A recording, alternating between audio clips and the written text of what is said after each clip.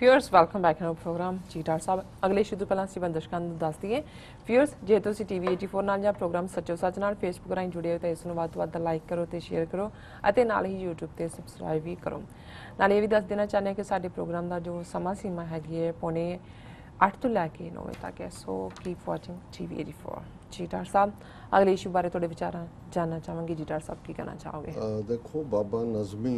पाकिस्तान के एक बड़े प्रसिद्ध पंजाबी शायर ने जी और बड़े धड़ल्ले नाल एक अंदाज दे विच उन्हां दा अपनी पोम अपनी कविता नज़म पेश करन दा अंदाज है जी और जिहड़ी खबर थाईलैंड दे विच किवें एक रेस्क्यू ऑपरेशन गुफा दे विच 18 दिनां तो फसी एक फुटबॉल टीम जिस ते 12 विद्यार्थी प्लेयर ते कोच फसे सी जी ਤੇ ਕਿਵੇਂ ਦੁਨੀਆ ਦੇ ਵਿੱਚ ਜਿਹਨੂੰ ਈਵਨ ਉਹਨਾਂ ਦੇ ਥਾਈਲੈਂਡ ਦੇ ਪ੍ਰਾਈਮ ਮਿਨਿਸਟਰ ਨੇ UN ਮਿਸ਼ਨ ਕਿਹਾ ਜਿਨ੍ਹਾਂ 'ਚ ਉਹਨਾਂ ਦੇ ਆਪਣੇ ਨੇਵੀ ਸੀਲ 40 ਦੇ ਕਰੀਬ ਗੋਤਾਖੋਰ 50 ਜਿਹੜੇ ਨੇ ਦੁਨੀਆ ਭਰ ਤੋਂ ਜਿਨ੍ਹਾਂ ਦੇ ਵਿੱਚ ਜਾਪਾਨ ਇੰਗਲੈਂਡ ਅਮਰੀਕਾ ਔਰ ਦੂਸਰੇ ਮੁਲਕਾਂ ਦੇ ਭਾਰਤ ਨੇ ਹੈ ਹੀ ਨਹੀਂ ਗੋਤਾਖੋਰ ਉਹਨਾਂ ਨੂੰ ਉਹ ਆਪ ਹੀ ਗੋਤੇ ਖਾਣ ਵਾਲੇ ਨੇ ਉਹਨਾਂ ਨੇ ਕਿਵੇਂ ਇਸ ਮਿਸ਼ਨ ਨੂੰ ਜਿਹੜਾ ਕਾਮਯਾਬੀ ਤੱਕ ਪਹੁੰਚਾਇਆ ਜਦੋਂ ਕਿ ਕੋਈ ਆਸ ਨਹੀਂ ਸੀ ਜੀ ਔਰ ਇਸ ਦਾ ਹੀ ਨਤੀਜਾ ਹੈ ਕਿ ਅੱਜ ਸਾਰਾ ਹੀ ਇੰਟਰਨੈਸ਼ਨਲ ਮੀਡੀਆ ਔਰ ਸਾਰਿਆਂ ਦੀਆਂ ਹੀ ਵਧਾਈ ਦੇ ਟਵੀਟ ਨੇ ਈਵਨ ਟਰੰਪ ਸਾਹਿਬ ਨੂੰ ਬੜੀ ਖੁਸ਼ੀ ਹੋਈ ਥਾਈਲੈਂਡ ਨੂੰ ਉਹਨਾਂ ਨੇ ਵਧਾਈ ਦਿੱਤੀ ਆਲਾ ਅਮਰੀਕਨ ਡਾਈਵਰਸ ਨੇ ਵੀ ਉਹਦੇ 'ਚ ਮੇਨ ਰੋਲ ਅਦਾ ਕੀਤਾ ਹੈ ਇੰਗਲੈਂਡ ਫਰਾਂਸ ਜਰਮਨੀ ਔਰ ਥਾਈਲੈਂਡ 'ਚ ਤਾਂ ਜਸ਼ਨ ਦਾ ਮਾਹੌਲ ਹੈ ਜੀ ਔਰ ਇਹ ਔਰ ਬਹੁਤਿਆਂ ਦੀ ਜਿਹੜੀ ਨਿਊਜ਼ ਦੀ ਹੈਡਲਾਈਨ ਹੈ ਉਹ ਇਹੀ ਹੈ मिरेकल और साइंस क्वेश्चन मार्क भी जड़ा काम होया ये की करामात हुई है क्योंकि सुपर नैचुरल या प्रोविडेंस यकीन रखना ये वड्डी क्लास है जिहड़े रब ते यकीन रखते हैं कि ये साइंस की करामात है इस वाल असीं बाद चाहांगे पर मैनू बाबा नज़मी याद आए जदों मैं खबर भी देखी उन्होंने दा एक छोटा जिहा ब्रीफ शेयर है बेहिम्मते ने जो शिकवा करण मुकद्दरां दा बेहिम्मते ने जो शिकवा करण मुकद्दरां दा उगण वाले उग पैंदे ने पाड़ के सीना पत्थरां दा तुसीं कई वारी देखोगे कि पत्थर हुंदा है चार च फिर उहदे चों भी प्लांट निकल किन्ना कूड़ा हुंदा है वो प्लांट बिल्कुल पर वो किवें पत्थर पाड़ के निकल आंदा है सो उन्होंने ਜਿਹੜੀ ਇਹ ਹਿੰਮਤ ਦੀ ਔਰ ਬੇਹਿੰਮਤਿਆਂ ਦੀ ਗੱਲ ਕੀਤੀ ਕਿ ਬੇਹਿੰਮਤੇ ਉਹ ਨੇ ਜਿਹੜੇ ਕਹਿਣਗੇ ਜੀ ਮੁਕੱਦਰ 'ਚ ਹੀ ਨਹੀਂ ਹੈ ਉਹ ਬੈਠੇ ਨੇ ਔਰ ਬੇਹਿੰਮਤੇ ਨੇ ਜੋ ਸ਼ਿਕਵਾ ਕਰਨ ਮੁਕੱਦਰਾਂ ਦਾ ਉਗਣ ਵਾਲੇ ਉਗ ਪੈਂਦੇ ਨੇ ਪਾੜ ਕੇ ਸੀਨਾ ਪੱਥਰਾਂ ਦਾ ਸੋ ਸੱਚਮੁੱਚ ਇਹ ਜਿਹੜਾ ਜ਼ਬਰਦਸਤ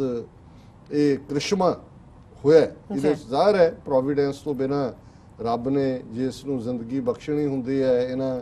12 ਨੂੰ ਔਰ ਕੋਚ ਨੂੰ ਬਚਾਉਂਦਿਆਂ ਇੱਕ ਗੋਤਾਖੋਰ ਦੀ ਮੌਤ ਵੀ ਹੋਈ ਹੁਣ ਇਸ ਨੂੰ ਤੁਸੀਂ ਹੋਣੀ ਦੇ ਨਾਲ ਜੋੜ ਕੇ ਦੇਖਦੇ ਹੋ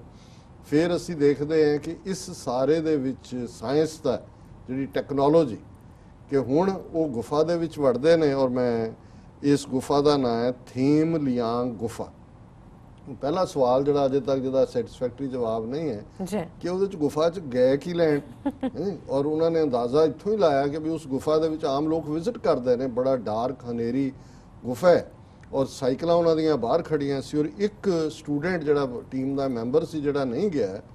ਉਹਨੇ ਕਿਹਾ ਜੀ ਵੀ ਅਸੀਂ ਅੱਗੇ ਵੀ 2-3 ਵਾਰੀ ਗਏ ਆ ਪਰ ਖਾ ਪੀ ਕੇ ਔਰ ਤੰਦਰੁਸਤ ਬੰਦੇ ਮੈਂ ਬਿਮਾਰ ਸੀ ਮੈਂ ਗਿਆ ਨਹੀਂ ਹੈ ਉਹਨਾਂ ਨੇ ਕਿਹਾ ਵੀ ਸਾਡੇ ਚੋਂ ਇੱਕ ਦਾ ਬਰਥਡੇ ਆ ਰਿਹਾ ਸੀ ਸੋ ਜ਼ਾਹਰ ਹੈ ਕਿ ਕੋਈ ਸਰਪ੍ਰਾਈਜ਼ ਬਰਥਡੇ ਪਾਰਟੀ ਦੇਣ ਦੇ ਥੱਲੇ ਗਏ ਪਰ ਜਿਉਂ ਹੀ ਉਹ ਗੁਫਾ ਦੇ ਵਿੱਚ ਉਤਰੇ ਕਿਉਂਕਿ ਹਨੇਰੀ ਗੁਫਾ ਉਹ ਟਾਰਚਸ ਦੇ ਨਾਲ ਹੀ ਜਾਇਆ ਜਾਂਦਾ ਹੈ ਮੌਨਸੂਨ ਜਿਹੜੀ ਹੈ ਉਹ ਸ਼ੁਰੂ ਹੋ ਗਈ ਔਰ ਇੰਨੀ ਤੇਜ਼ੀ ਨਾਲ ਮੀਂਹ ਪਿਆ ਕਿ ਜਿਹੜਾ ਸਾਰੀ ਗੁਫਾ ਹੈ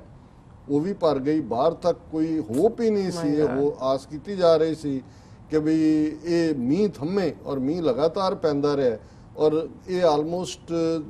10 ਦਿਨ ਬਾਅਦ ਇਹ ਪਤਾ ਲੱਗਾ ਕਿ ਉਹ ਜਿਉਂਦੇ ਨੇ ਜਦੋਂ ਕਿ ਫਿਰ ਸਾਰੇ ਐਫਰਟ ਸ਼ੁਰੂ ਹੋਏ ਔਰ ਉਹਨਾਂ 'ਚ ਜਿਹੜਾ ਜਿਵੇਂ ਮੈਂ ਕਿਹਾ ਕਿ ਵੀ ਇਹ ਥਾਈਲੈਂਡ ਨੇਵੀ ਸੀਲ ਮੇਨ ਉਸ ਦੇ ਵਿੱਚ ਸੀ ਔਰ ਇਸ 'ਚ ਜਿਹੜੀਆਂ ਮੁੱਖ ਗੱਲਾਂ ਨੇ ਜਿਹੜੀਆਂ ਕਿ ਬਚਾਅ ਕਾਜ ਦੇ ਵਿੱਚ ਅਹਿਮੀਅਤ ਰੱਖਦੀਆਂ ਨੇ ਜਿਵੇਂ ਮੈਂ ਕਿਹਾ ਵੀ ਥਾਈਲੈਂਡ ਦੇ 40 ਡਾਈਵਰ ਸੀ ਔਰ 50 ਜਿਹੜੇ ਨੇ ਵਿਦੇਸ਼ੀ। ਸੋ ਇਹ ਜੁਆਇੰਟ ਵਰਲਡ ਦਾ ਸਾਂਝਾ ਆਪਰੇਸ਼ਨ ਸੀ, ਜੀ ਖਤਰਨਾਕ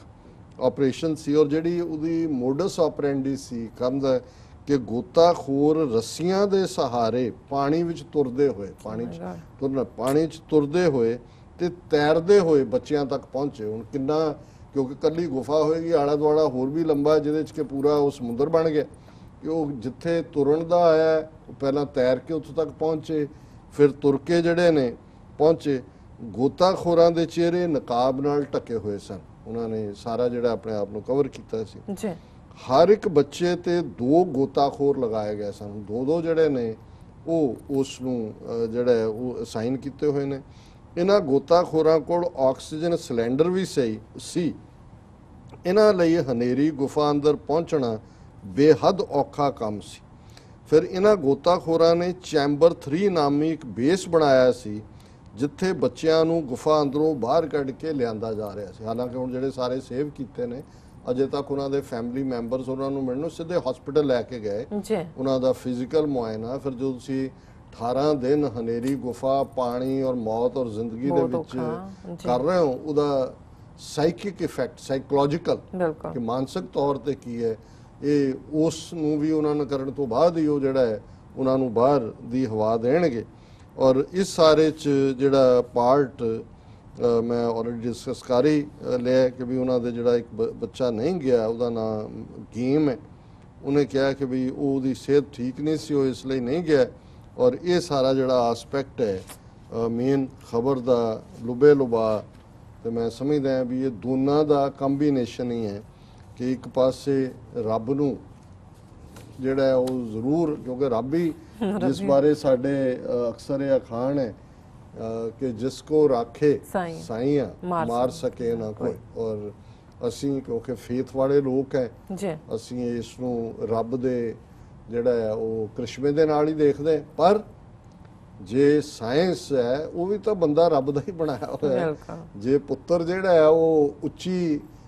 ਕੋਈ ਪਦਵੀ ਹਾਸਲ ਕਰ ਲੇ ਤੇ ਪਿਓ ਭਾਵੇਂ ਜਿਹੜਾ ਹੈ ਉਹ ਉਸ ਨੇ ਹੀ ਉਹਦੇ ਨਾਲ ਹੀ ਜੁੜਿਆ ਹੁੰਦਾ, ਉਹ ਪਿਓ ਤੇ ਪੁੱਤਰ। ਇਸੇ ਤਰ੍ਹਾਂ ਜਿਹੜੀ ਸਾਇੰਸ ਹੈ ਅਲਟੀਮੇਟਲੀ, ਮੈਂ ਦੇਖ ਰਿਹਾ ਸੀ ਕਿਤੇ ਅੱਜ ਆਇਰਲੈਂਡ ਦੇ ਹਵਾਲੇ ਨਾਲ ਇੱਕ ਆਰਟੀਕਲ ਸੀ ਕਿ ਉਹਨਾਂ ਦਾ ਇੱਕ ਜਿਹੜਾ ਸਮੁੰਦਰੀ ਵੀਡ ਹੈ, ਜਦੋਂ ਆਇਰਲੈਂਡ ਦੇ ਵਿੱਚ ਅਕਾਲ ਪਿਆ, ਮੀਂਹ ਨਹੀਂ ਪਏ 1844, ਸਭ ਤੋਂ ਵੱਡੀ ਆਲੂਆਂ ਦੀ ਫਸਲ ਹੁੰਦੀ ਸੀ ਉਹਨਾਂ ਦੀ, ਔਰ ਉਹ ਤਬਾਹ ਹੋ ਗਈ ਬਿਲਕੁਲ, ਔਰ ਭੁੱਖੇ ਮਰਨ ਲੱਗੇ। ਉਦੋਂ ਹੀ ਸਭ ਤੋਂ ਜ਼ਿਆਦਾ ਉਹਨਾਂ ਦੀ ਜਿਹੜੀ ਮਾਈਗ੍ਰੇਸ਼ਨ ਹੈ ਉੱਥੋਂ ਅਮਰੀਕਾ 'ਚ ਵੀ ਆਇਰਿਸ਼ ਉਦੋਂ ਹੀ ਆਏ। ਔਰ ਉਹਨਾਂ 'ਚੋਂ ਕੁਛ ਜਿਹੜੇ ਨੇ ਮੇਨਲੈਂਡ ਨੂੰ ਛੱਡ ਕੇ ਭੁੱਖੇ ਮਰ ਰਹੇ ਸੀ। ਸਮੁੰਦਰ ਦੇ ਨੇੜੇ ਇੱਕ ਵੀਡ ਜਿਹੜੀ ਹੈ ਜੰਗਲੀ, ਜਿਹੜੀ ਸਮੁੰਦਰ 'ਚੋਂ ਜਦੋਂ ਸਮੁੰਦਰ ਦਾ ਪਾਣੀ ਜਵਾਰ ਔਰ ਪਾਟਾ ਹੁੰਦਾ ਹੈ ਉਹਦੇ ਨਾਲ ਹੁੰਦਾ, ਤੇ ਉਹ ਖਾ ਕੇ ਜਿਹੜੇ ਨੇ ਉਹ ਸਰਵਾਈਵ ਕਰਦੇ ਰਹੇ, ਜਿਹੜਾ ਉਹ ਬੂਟੀ ਜਿਹੀ। ਔਰ ਹੁਣ ਉਹਦੀ ਬਹੁਤ ਵੱਡੀ ਮਾਰਕੀਟ ਬਣ ਗਈ। ਇਹ ਵੀ ਪਤਾ ਲੱਗਿਆ ਵੀ ਉਹਦੇ 'ਚ ਤਾਂ ਬਹੁਤ ਪ੍ਰੋਟੀਨ ਹੈ, ਬਹੁਤ ਉਹਦੀ ਜਿਹੜੀ ਹੈ ਨਿਊਟ੍ਰੀਸ਼ਨਲ ਵੈਲਿਊ ਹੈ, ਦਿਸ ਦੈਟ। ਫਿਰ ਮਾਰਕੀਟਿੰਗ ਵੀ ਹੁੰਦੀ ਹੈ। ਹੁਣ ਤਾਂ ਬੜੇ ਬੜੇ ਜਿਹੜੇ ਸ਼ੈਫ ਨੇ ਉਹਨੂੰ ਮਹਿੰਗੇ ਪਾ ਖਰੀਦ ਰਹੇ ਨੇ ਔਰ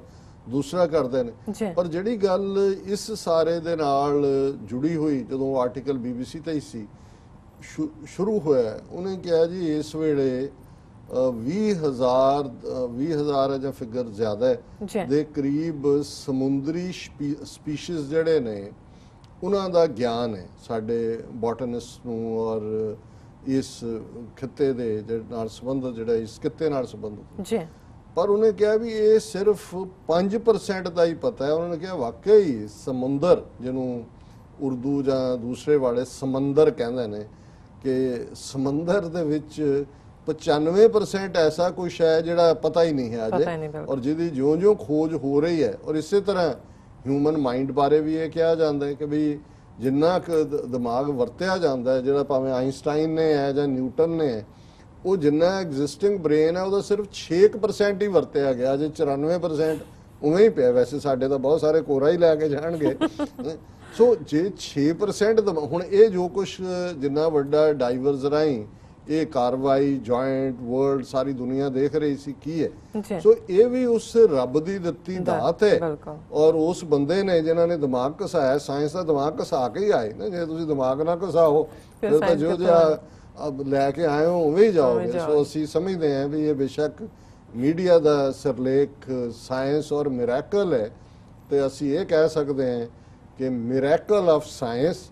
ਐਂਡ ਸਾਇੰਸ ਆਫ ਮਿਰੈਕਲਸ, ਜੀ ਕਿ ਭਈ ਉਹ ਜਿਹੜੀ ਹੈ ਇਹ ਦੋਨੋਂ ਹੀ ਇੱਕ ਦੂਜੇ ਦੇ ਵਿੱਚ ਓਤ-ਪੋਤ ਨੇ। ਔਰ ਜੇ ਮਨੁੱਖ ਸੱਚਮੁੱਚ ਜਿਹੜਾ ਰੱਬ ਦਾ ਦਿੱਤਾ ਸਾਨੂੰ ਇਹ ਵਿਰਸਾ ਹੈ, ਦਿਮਾਗ ਜਿਹਦਾ ਸਭ ਤੋਂ ਅਹਿਮ ਹਿੱਸਾ ਹੈ, ਜੀ ਇਹਨੂੰ ਠੀਕ ਦਿਸ਼ਾ ਵੱਲ ਲਿਆਏ। ਔਰ ਇਹੀ ਕਾਰਨ ਸੀ ਕਿ ਜਿਹਨੇ ਬਾਰੂਦ ਕੱਢਿਆ, ਡਾਇਨਾਮਾਈਟ ਕੱਢਿਆ ਜਾਂ ਨਿਊਕਲੀਅਰ ਤੱਕ ਪਹੁੰਚੇ, ਕਦੇ ਉਹਨਾਂ ਦਾ ਪਛਤਾਵਾ ਦੇਖੋ ਜੀ ਵੀ ਉਹਨਾਂ ਨੇ ਕਿਹਾ ਵੀ ਇਹ ਤਾਂ ਅਸੀਂ ਦੁਨੀਆ ਦੇ ਸਰਵਨਾਸ਼ ਦਾ ਸਮਾਨ ਰੱਖ ਦਿੱਤਾ। ਬਿਲਕੁਲ। ਹੁਣ ਉਹੀ ਐਟਮ ਜੇ ਠੀਕ ਪਾਰਟ ਲਈ ਹੈ ਤੇ ਉਸ ਚੋਂ ਤੁਸੀਂ ਬਿਜਲੀ ਪੈਦਾ ਹੁੰਦੀ ਹੈ। ਅੱਜ ਨਿਊਕਲੀਅਰ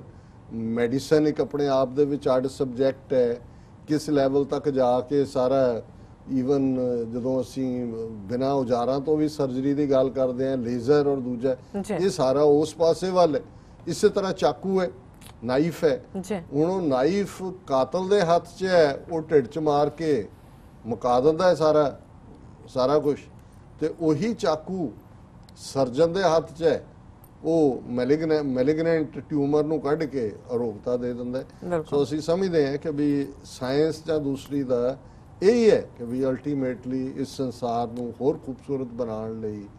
ਸੁੱਖ ਸਹੂਲਤਾਂ ਸਾਡੇ ਇਹਦੇ 'ਚ ਤਾਂ ਕੋਈ ਸ਼ੱਕ ਹੀ ਨਹੀਂ ਹੈ। ਸਾਇੰਸ ਨਾ ਹੋਏ, ਜਿਸ 에ਅਰ ਕੰਡੀਸ਼ਨ ਸਟੂਡੀਓ 'ਚ ਅਸੀਂ ਬੈਠੇ ਹਾਂ, ਰੌਸ਼ਨੀਆਂ ਜਗ ਰਹੀਆਂ, ਇੱਥੇ ਅਸੀਂ ਬੋਲ ਰਹੇ ਹਾਂ, ਔਰ ਕੱਲਾ ਕਸ਼ਮੀਰ ਤੋਂ ਕੰਨਿਆ ਕੁਮਾਰੀ ਨਹੀਂ, ਦੁਨੀਆ ਦੇ ਹਰ ਕੋਨੇ ਦੇ ਵਿੱਚ ਆਵਾਜ਼ ਜਾ ਰਹੀ ਹੈ, ਉਹ ਲਿਖ ਰਹੇ ਨੇ, ਸਾਡੇ ਤੱਕ ਪਹੁੰਚ ਰਿਹਾ। ਸੋ ਇਹ ਕ੍ਰਿਸ਼ਮੇ ਹੀ ਨੇ। ਔਰ ਪਰ ਸਭ ਤੋਂ ਵੱਡਾ ਜਿਹੜਾ ਕ੍ਰਿਸ਼ਮਾ ਹੈ ਉਹ ਨਿਰੰਕਾਰ ਹੈ, ਜਿਹੜਾ ਬਿਨਾਂ ਸਾਡੇ ਅਕਿਰਤ ਕਣਾਂ ਦੇ ਵੱਲ ਵੀ ਦਿਨ ਦਾ ਦੇ ਲੈਂਦੇ ਥੱਕ ਪਾਏ, ਜੁਆ ਜੁਗੰਤਰ ਖਾਈ ਹੁਕਮੀ ਹੁਕਮ ਚਲਾਏ ਰਾਹੋ ਨਾਨਕ ਵਿਗਸੈ ਬੇਪਰਵਾਹ ਵਾਹਿਗੁਰੂ ਦੀ ਅਲਟੀਮੇਟ ਸਾਰੀ ਕਾਇਨਾਤ। ਜੀ ਡਾਕਟਰ ਸਾਹਿਬ, ਉਹ ਨਾਈਸ ਹੈ। ਤੇ ਲੈਣਾ ਬ੍ਰੇਕ ਤੋਂ ਪਹਿਲਾਂ ਅਸੀਂ ਆਪਣੇ ਦਰਸ਼ਕਾਂ ਦੇ ਸਰੋਤਿਆਂ ਨੂੰ ਫਿਰ ਦੁਬਾਰਾ ਅਪੀਲ ਤੇ ਬੇਨਤੀ ਕਰਦੀ ਹੈ ਵੀਅਰਸ, ਜਿਸ ਤਰ੍ਹਾਂ ਕਿ ਤੁਸੀਂ ਜਾਣਦੇ ਹੋ ਕਿ TV 84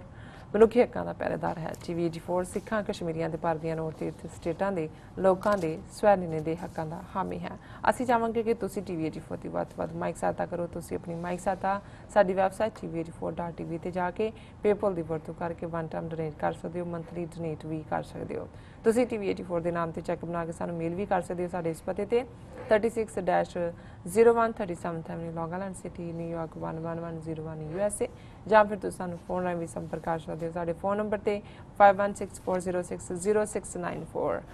thank you so much viewers, ਤੁਸੀਂ ਕਿਤੇ ਨਹੀਂ ਜਾਣਾ, ਮਿਲਦੇ ਹਾਂ ਛੋਟੇ ਜਿਹੇ ਵਕਫੇ ਤੋਂ ਬਾਅਦ।